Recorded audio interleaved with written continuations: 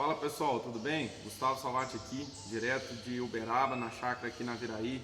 Estamos fazendo aqui a colheita do Snapples, também conhecido aí como silagem de espigas. E vou estar explicando um pouco desse novo tipo de silagem e como ele é confeccionado e o que devemos fazer durante a colheita para monitorar a distribuição de partículas e o processamento de grãos para termos aí um material de alta qualidade para estar fornecendo aí para os animais, tá ok? O primeiro passo a saber é como é colhido esse material. Então nós temos uma autopropelida, né, de colher forragens e acoplamos a ela uma frente, uma plataforma de colher grãos. Para que isso, Gustavo? Porque a frente colhedora de grãos permite só destacar a espiga, né? E o processamento é feito todo pela forrageira, pelo jogo de facas, pelo processador crack, tá bom? Então nós temos aqui o material que estamos colhendo lá hoje, né? Pegamos uma espiga lá e fizemos a segregação dela aqui, para vocês terem noção o que a máquina está colhendo. E na matéria natural, o que a gente observou? Temos 6% de palha, tá? Esse é o material que compõe o Snapples, 6% de palha, 20% de sabugo, tá ok? E 74% de grão.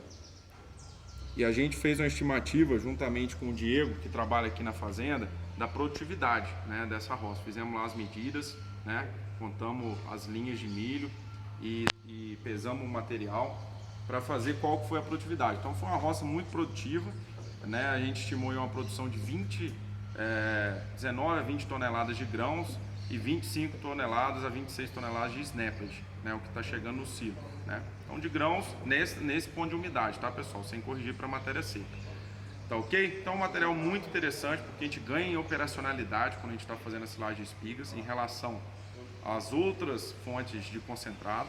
Lembre-se que isso aqui é um concentrado porque tem alta concentração de amido, né? Devemos comparar isso com os outros produtos à base de amido, né? Que é o milho reidratado, ou o grão úmido, ou o milho seco.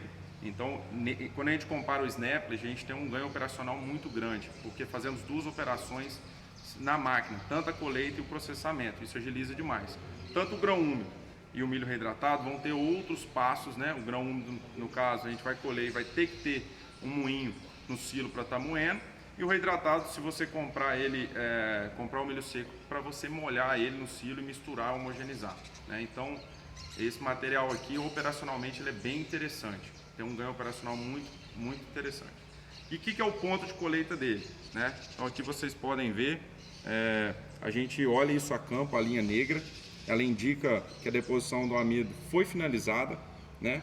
Esse é um primeiro ponto que podemos olhar na roça e fazer a matéria seca dos grãos, que tem que estar em torno aí de 65% para a gente começar a roça, tá? O mesmo ponto aí do grão úmido, tá ok? E o material no fim vai ficar com essa consistência aqui, né? Que aqui já é ele picado, processado pela máquina, tá tudo misturado aqui, fibra a palha, né? O sabugo e os grãos.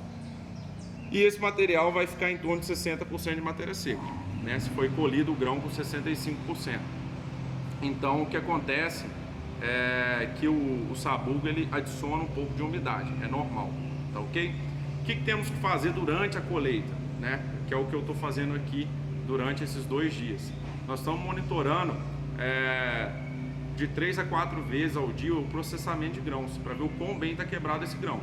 Lembre-se que o amido dentro do grão só vai estar disponível se a gente romper o pericarpo, que é a camada que recobre o grão, né? Caso contrário, não vai estar disponível para as bactérias ruminantes. Por isso a gente tem que estar monitorando 4 vezes ao dia esse processo. Porque a hora de monitorar é agora. Depois, se você errar aqui na colheita, você vai pagar o preço durante o ano todo com o amido saindo nas fezes. Para fazer isso, o que a gente usa?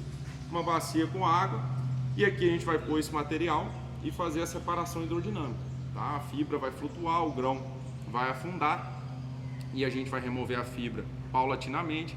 O grão vai descer para o fundo por causa da diferença de densidade. Depois nós drenamos essa água e espalhamos esses grãos aqui num papel absorvente. Se possível, pode pôr em sol também para ajudar a secar mais. E depois nós vamos fazer uma avaliação que eu vou mostrar aqui para vocês. Depois dele seco, né, a gente faz a avaliação por esse procedimento. Tem uma peneira aqui de 4,75 milímetros, tá ok? Por que essa peneira, Gustavo? De crivo 4,75? O pesquisador Dave Mertens determinou que um grão quebrado em 4 pedaços é passível de passar por essa peneira. E com ela podemos calcular qual é a porcentagem de grãos quebrado em 4 pedaços, né? Por simples pegar esse grão seco, botar aqui e agitar. A gente agita até não sobrar mais nenhum grão, passar todos. Até eu costumo passar a mão aqui por baixo para ver se não tem um aqui que por pouco não caiu, né? E aí a gente faz a pesagem do que ficou embaixo, né? E do que ficou em cima. E no caso aqui da chácara Naviraí, a gente teve um resultado excelente aí de 80% de grãos quebrados em 4 pedaços. Tá? Acima de 70% é considerado excelente, de 50% a 70% adequado e abaixo de 50% ruim. E o que a gente pode fazer aqui é estar avaliando isso e viu que piorou, né? Eu tento trabalhar acima de 70%, assim, sempre que possível. Caiu de 70%, vamos ver o que está acontecendo na máquina. Tem vários fatores que afetam. Hoje aqui a gente está colhendo com o crack a distância entre rolos de 0,5 milímetro e o tamanho de corte da máquina de 6 milímetros. E a gente tem afiado as facas aí 2 vezes ao dia, a regulagem da faca contra a faca está ok. Esses são os pontos que eu consigo estar atuando para melhorar esse processamento. Então deu problema aqui, eu já vou lá na máquina ver o que está acontecendo. Então a tomada de decisão é imediata.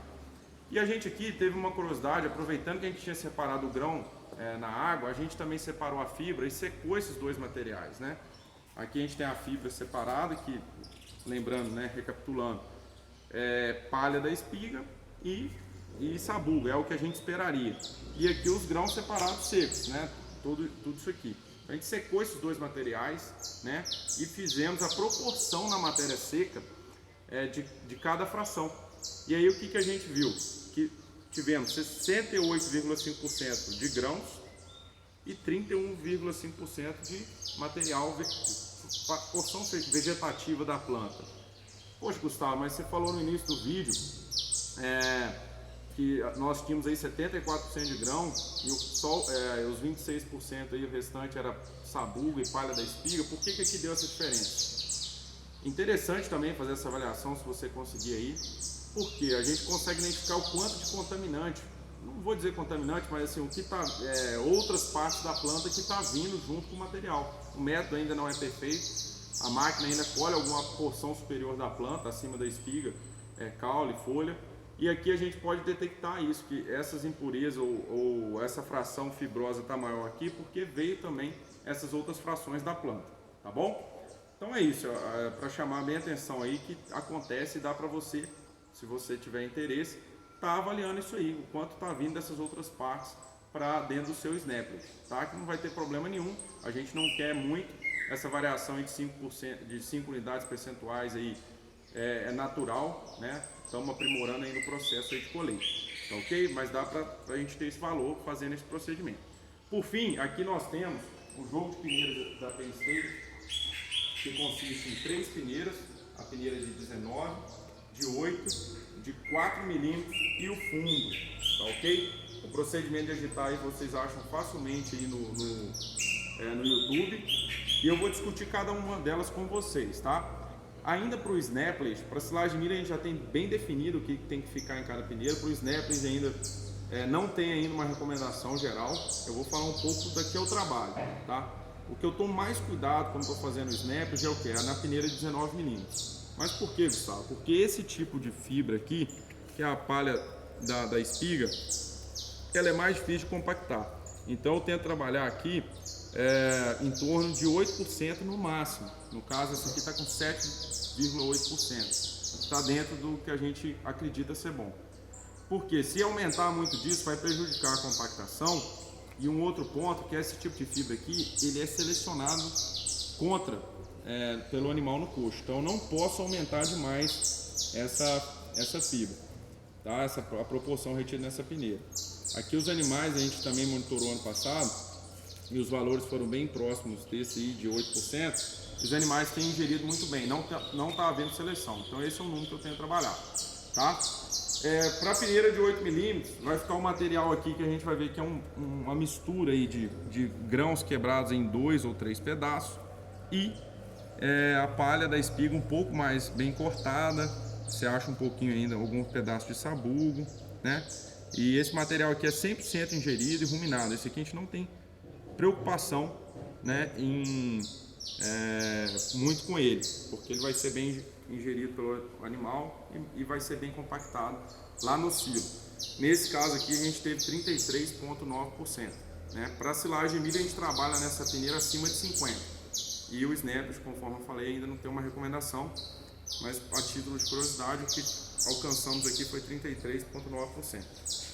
Na peneira de 4 mm, vocês podem ver que temos mais grãos, né? Aqui normalmente vai ficar os grãos quebrados em 4 pedaços, já dá para fazer uma avaliação visual se você quiser, né? E tem um pouquinho de fibra, mas a maior proporção aqui é grãos. Nessa amostragem nossa, tivemos aí 34,2% de amostras retidas na peneira de 4. Essa aqui é um material, ele não é tão ruminado, parcialmente ruminado, a maioria dele já cai no rumen e já vai ser digerido aí pelas bactérias ruminais, né, pelo esse tamanho de partícula menor.